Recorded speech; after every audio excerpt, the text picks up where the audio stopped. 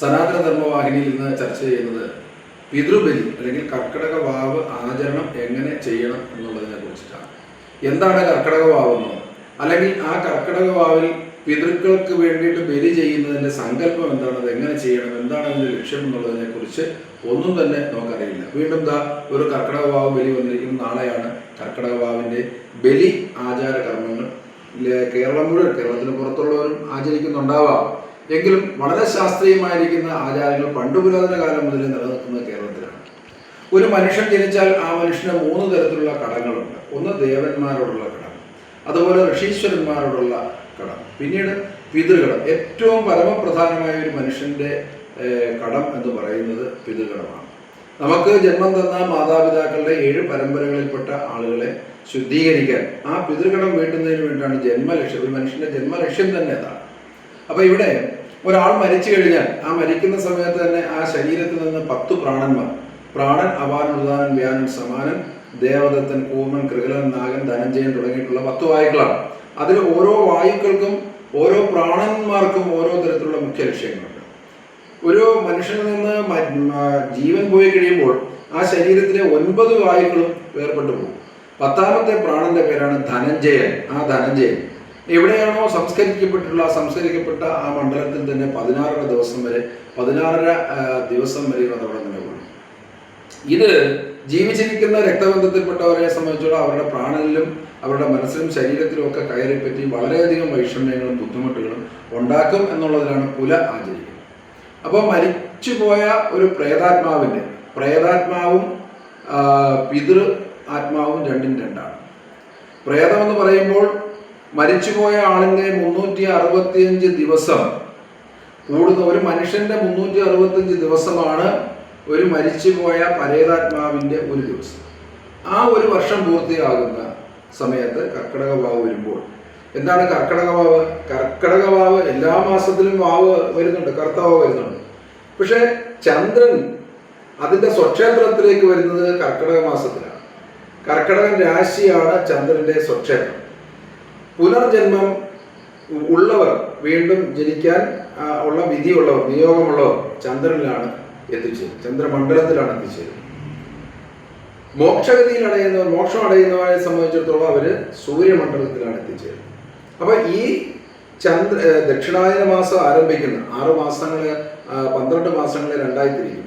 കർക്കിടകം മുതൽ ധനു വരെയുള്ള 6 മാസക്കാലത്തെ ദക്ഷിണ അയനം, അതായത് സൂര്യന്റെ ഇറക്കമാണ്. ഈ മകരമാസം മുതൽ മിഥുനം വരെയുള്ള 6 മാസങ്ങൾ ഉത്തരായനം, സൂര്യന്റെ ഊർധഗതിയിലേക്ക് സഞ്ചരിക്കുന്ന സമയമാണ്. അപ്പം മോക്ഷം കിട്ടുന്നത് ഊർധഗതിയിൽ സൂര്യൻ സഞ്ചരിക്കുന്ന സമയത്ത് മരിക്കപ്പെടുന്നവർക്ക് മോക്ഷം കിട്ടുമെന്നുള്ളതാണ് ശരിക്കും പറയാൻ പ്രധാനമായ സങ്കല്പം. എന്നാൽ ദക്ഷിണ അയന കാലഘട്ടം ആരംഭിക്കുന്നത് കർക്കിടക മാസത്തിലാണ്. ആ കർക്കിടക മാസത്തിൽ ചന്ദ്രൻ അതിൻ്റെ സ്വക്ഷേത്രത്തിൽ വരുന്ന സമയത്ത് ആ മാസത്തെ വാവാണ് നമ്മൾ കർക്കിടക വാവ് ബലി എന്നുള്ള രീതിയിൽ എല്ലാവരും ആചരണത്തിന് വേണ്ടി സ്വീകരിക്കപ്പെട്ടുള്ളൂ. ഇവിടെ സങ്കല്പം ഭൂമിയിലിരുന്ന് ശ്രാദ്ധകർമ്മങ്ങൾ സ്വീകരിക്കുന്ന, മരിച്ചുപോയവരുടെ രക്തബന്ധത്തിൽപ്പെട്ടവർ അർപ്പിക്കുന്ന പിതൃകർമ്മങ്ങൾ, പിതൃക്കൾക്ക് വേണ്ടിയുള്ള കർമ്മങ്ങൾ, അതിനാണ് ശ്രാദ്ധം എന്ന് പറഞ്ഞാൽ ശ്രദ്ധയോടുകൂടി ചെയ്യുന്നത്. ആ ശ്രദ്ധയോടുകൂടി ചെയ്യുന്ന കർമ്മങ്ങൾ സ്വീകരിക്കുന്ന പിതൃക്കൾ നേരെ ചന്ദ്രമണ്ഡലത്തിലാണ് വസിക്കുന്നത്. അവര് ഈ ദിവസം, ഈ കർക്കിടക വാവ് ദിവസം ചന്ദ്രനിൽ അമ എന്ന് പറയുന്ന ഒരു സുഷിരമുണ്ട്. അതിലൂടെ ജലതീരങ്ങളിലേക്ക് ഈ പിതൃതന്മാത്രകൾ എത്തുകയും അവരെ ഓരോ വ്യക്തികളും അവരെ പ്രതിദാനം ചെയ്യുന്ന പിതൃക്കൾക്ക് വേണ്ടി ആ കർമ്മങ്ങൾ ജലതീരങ്ങളിൽ പോയി അർപ്പിക്കുന്ന സമയത്ത് ഇവരിത് സ്വീകരിക്കുകയും ആ സ്വീകരിച്ചുകൊണ്ട് അവർ ആ പിതൃക്കൾ മോക്ഷഗതിയിലേക്ക്, അനുഗ്രഹം ചൊരിഞ്ഞ് മോക്ഷഗതിയിലേക്ക് പോവുകയും അവർ പുനർജന്മത്തിലേക്ക് വരികയും ചെയ്യും. ഇത് രാമായണം പോലെയുള്ള ഗ്രന്ഥങ്ങൾ, ഗരുഡപുരാണം ഇതൊക്കെ കൃത്യമായിട്ട് തന്നെ പറയുന്നുണ്ട്. ഇവിടെ നക്ഷത്രത്തിന് യാതൊരു പ്രാധാന്യമില്ല. പലരും നക്ഷത്രം അറിയാത്തവരുണ്ട്. ഇപ്പം മരിച്ചുപോയ നക്ഷത്രമോ അല്ലെങ്കിൽ ജനിച്ച നക്ഷത്രമോ ഒന്നും അറിയാത്ത പിതൃക്കൾക്ക് നമുക്ക് ചെയ്യാം. എങ്ങനെ?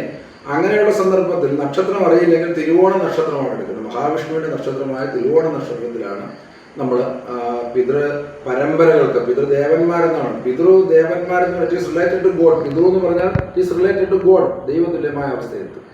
ആ ദൈവതുല്യമായ അവസ്ഥയിലെത്തിയ പിതൃക്കൾ മോചിതരായാൽ മാത്രമേ കുടുംബത്തിലെ ഐശ്വര്യം, സന്താന അഭിവൃദ്ധി, സന്താന ലാഭം, അതുപോലെ വിദ്യാലാഭം, എല്ലാ തരത്തിലുള്ള ഐശ്വര്യങ്ങൾക്കും നിദാനമാണ് പിതൃപൂജ എന്ന് പറയുന്നത്. ഇവിടെ വളരെ നൂറ്റാണ്ടുകളായി ഭാരതീയ വേദാന്ത ദർശനം അനുസരിച്ച് കൃത്യമായി അത് നമുക്ക് ചെയ്യാൻ ഉള്ള സംവിധാനമുള്ളത് കേരളീയ സമ്പ്രദായത്തിലാണ് അതുള്ളത്.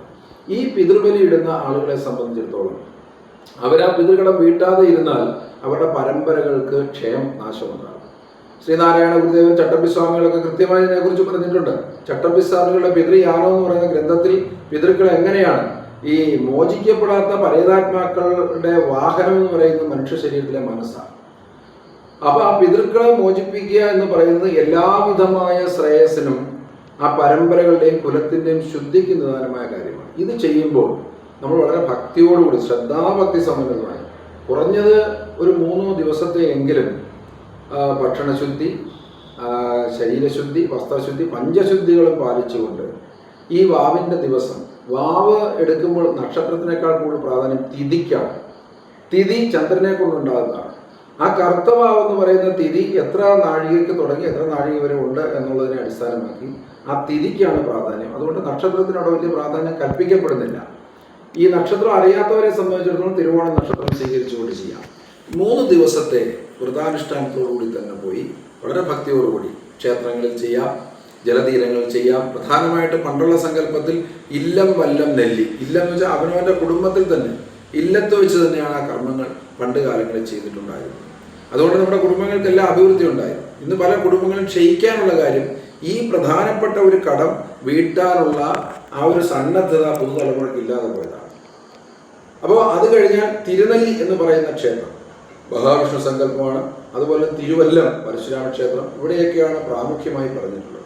എന്തായാലും ശ്രദ്ധാഭക്തി സമ്പന്നതമായി നമ്മൾ ഈ ദിവസം പോയി ജലതീരങ്ങളിലും അതുപോലെ തന്നെ ക്ഷേത്ര സങ്കേതങ്ങളിലും ഇരുന്ന് അർപ്പിക്കുന്ന ഈ കർമ്മം മനുഷ്യനെ സംബന്ധിച്ചിടത്തോളം ഏറ്റവും വലിയ അനുഗ്രഹദായകമാണ്. അതുകൊണ്ട് എല്ലാ ആളുകളും ആ പിതൃദേവന്മാരെ പൂജിക്കാൻ വേണ്ടി വളരെ സന്നദ്ധതയോടുകൂടി വളരെ ശ്രദ്ധയോടുകൂടി ഈ ഒരു ദിവസം, കടന്നു വരുന്ന നാളത്തെ ഈ ഒരു ദിവസം വേണ്ട രീതിയിൽ ഉപയോഗപ്പെടുത്തണമെന്ന് മാത്രം അഭ്യർത്ഥിക്കുന്നു. നമസ്കാരം.